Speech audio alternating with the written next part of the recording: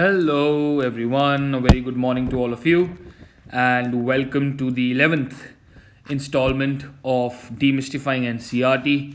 And we will, of course, be continuing our journey with the Russian Revolution. It's not yet over. And in this particular installment, what we are going to be actually looking at is the October Revolution of 1917. So my request is that if you have not seen the previous installments, kindly go to the YouTube page. You can of course type in my name and you will be able to access all the videos and all the other installments that I have already put up on YouTube. Alright, so if you remember, where the place where I had left you the last time was that there was a growing discontent, right? There was a growing discontent between the provisional government and between the Bolsheviks, right? You realize that Lenin had finally managed to get in the whole lot of Bolsheviks on board, and he had managed to sort of, he managed to incite the peasants and the workers, and there was widespread violence and unrest in the entire nation, right? So now the provisional government, in order to retaliate, started cracking down upon the Bolsheviks, started arresting their leaders, started attacking their rallies, started putting workers and peasants behind bars, etc., etc. Basically everything that the Tsar did, now the provisional government is doing, right? Now if we look at September 1917, okay, if we look at September 1917, we realize that the conflict between the provisional government, right, the conflict between the provisional government and the Bolsheviks is at an all-time high, okay, is at an all-time high. And now what is happening is that Lenin is beginning to get afraid that the provisional government is going to eventually turn into a dictatorship at the rate at which it is arresting people and attacking people and so on and so forth. So Lenin is now afraid that the provisional government is going to become a dictatorship. So in order to counter that, Lenin comes up with this bright idea that it is now time. So by September of 1917, he begins to realize that in order to counter the excesses of the provisional government, he begins to plot a socialist revolution. Okay, he begins to plot a socialist revolution, and he wants to overthrow the provisional government in Russia. Okay, that is his basic idea in life. That is what will give him peace. So he wants to overthrow the provisional government and wants to launch a full-scale socialist revolution. Cool. So finally what is happening is he's begun to plot the socialist revolution, and in the meanwhile what he does is he gathers the support of the Bolsheviks, right? He gathers the support of the Bolsheviks, and also he manages to get the supporters in the army on his side, people who were really fond of Lenin in the army, officers and so on. And he also manages to get the support of the Soviets and of course factory union leaders, workers, so on and so forth. So I'm just going to write and the workers and their leaders and factories and whatever, right? So basically he's gathering everyone's support in a nutshell, okay? Cool. Now he begins to do that formally. So on the 16th of October, okay, on the 16th of October 1917, Lenin calls a small party, okay? It's a nice little party with lots of snacks, right? So he calls a little party in which he invites the Petrograd Soviet, okay, in which he invites the Petrograd Soviet, and he invites the members of the Bolshevik party together, okay? So who is he inviting? He's inviting the Petrograd Soviet and he is inviting the members of the Bolshevik party in order to formally decide on a date for the armed socialist revolution that he wants to launch, right? In order to formally decide on a date for this armed socialist revolution, right? When will it happen, how will it happen, etc., etc. So for this particular purpose, in order to make sure that this revolution is launched perfectly, Lenin, what he does is he creates the MRC.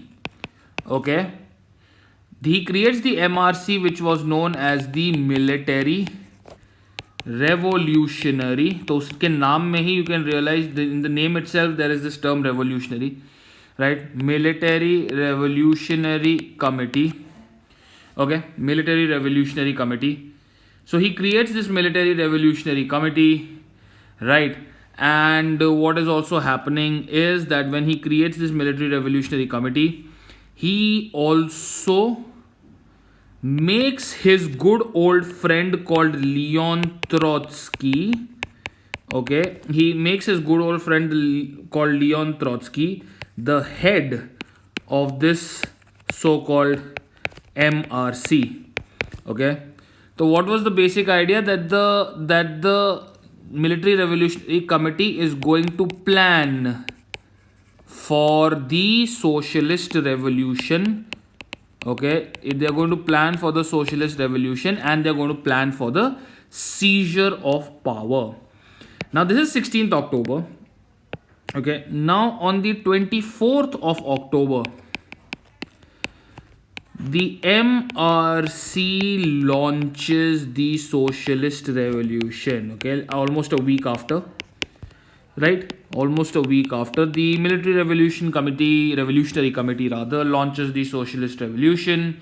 There is an uprising which starts, of course it starts, right?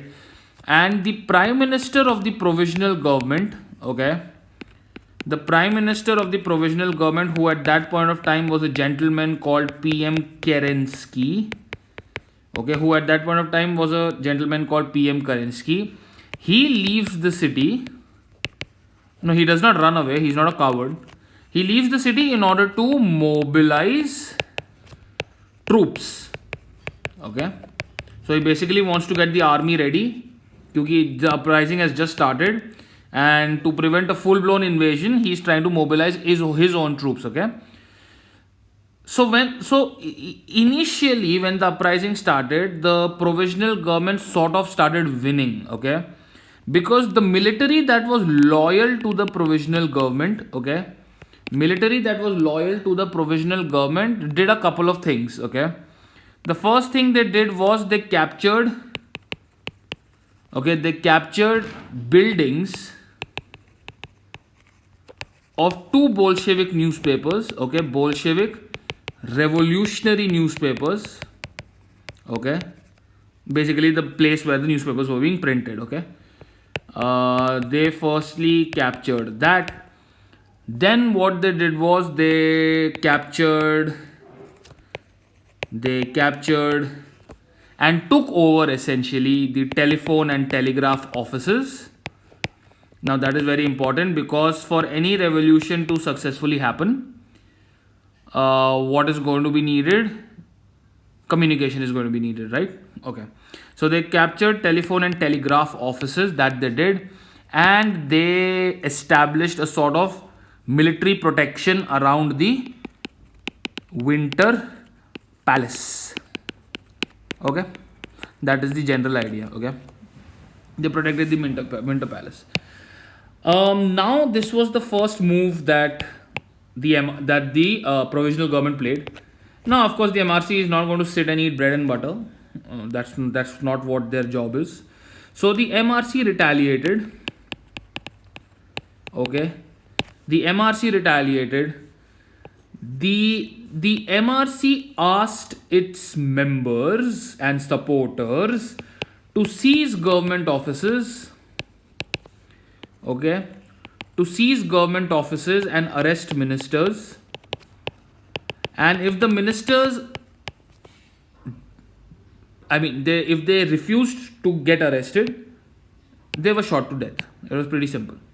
Okay, and there was another thing that the MRC was able to do. Okay, the MRC under Lenin's supervision, or Lenin's leadership, so to speak, was able to get the support of the Russian Navy. All right, they were able to get the support of the Russian Navy, and this was sort of a game changer. Because if you realize, in the city, in the previous installments I had shown that there was a river that was running through the center of the city, and that was called the river Neva.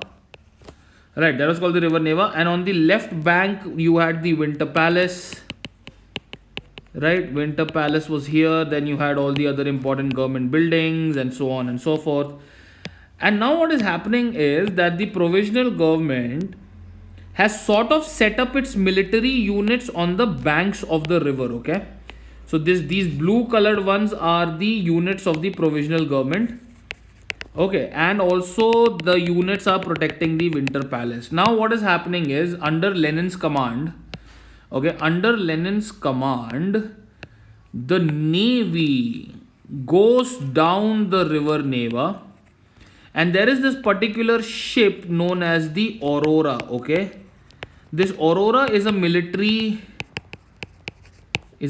ship. Okay, it is a military ship.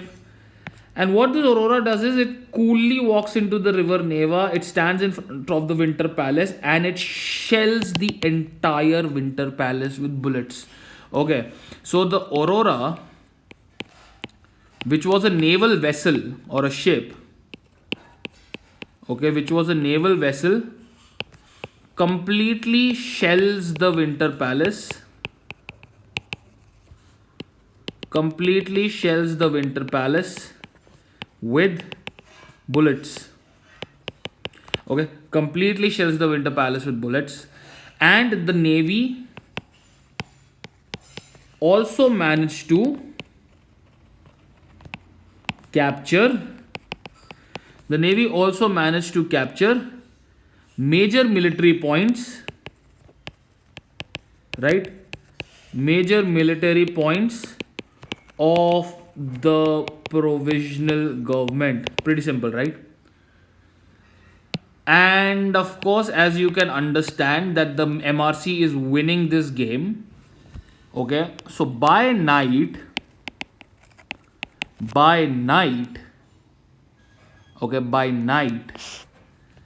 the city is under MRC's control.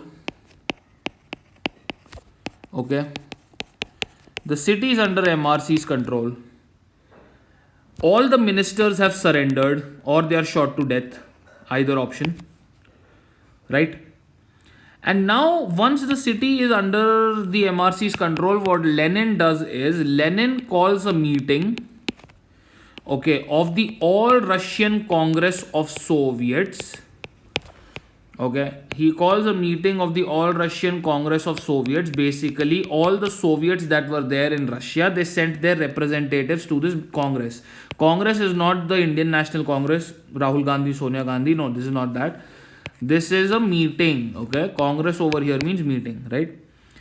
Now, the All Russia Congress of Soviets, Lenin wanted to seek validation for his violent actions, right? So basically, everyone just clapped and cheered for Lenin. They were like, "Oh, Lenin, you are a wonderful person." So Lenin's actions were approved. Okay, Lenin's actions, so to speak, were approved by all the Soviet members. And then Lenin proposed that now we need to create an uprising in this one lovely city known as Moscow, which is currently the capital of Russia. And of course, when Lenin said something, that is definitely going to happen. So in Moscow, you will realize that a lot of uprising started, a lot of fighting started, and of course, it was also on the verge of an armed revolution. And by December, okay, so this revolution started in October, and by December 1917, the Bolsheviks was successfully able to control the entire Moscow Petrograd area. Petrograd had already fallen first, then Moscow fell, and then the otherwise surrounding regions, capturing them was no big deal.